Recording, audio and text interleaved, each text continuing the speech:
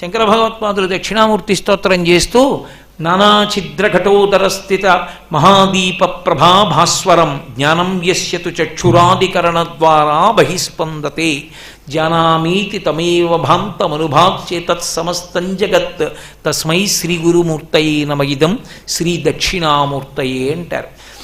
అందుకే శంకరాచార్యులు వారు దక్షిణామూర్తి స్తోత్రం ఇచ్చి ఇచ్చి ఇచ్చి ఇచ్చి పట్టుకోలేరేమోనని ఆఖరి శ్లోకం సగుణోపాసనం చేశారు. భూరంభాంచ నలో నిలోంబరమహార్నాథో హిమాంసోపమాన్ ఇత్యాభాతి చరాచరాత్మకమిదం యస్యైవ మూర్త్యష్టకం అంటూ.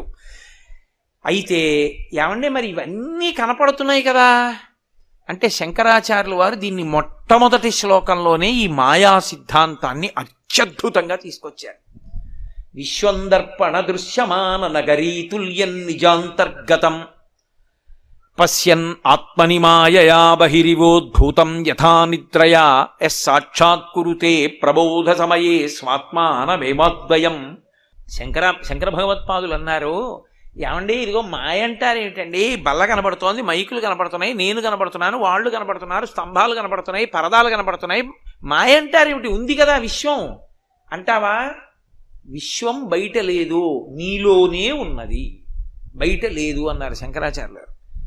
అనగానే మనం ఏమంటాం? అబ్బెబ్బే చాలా అమాయకంగా మాట్లాడుతున్నారండి, ఎంత జగద్గురువులైనా. బయట లేకపోవడం ఏంటంటే ముట్టుకుంటే తెలియట్లా, బయట ఉంది విశ్వం, నాలో ఉండడం ఏమిటి అంటే శంకరాచార్యులు వారు అన్నారు, సరే నీలోనే ఉంది,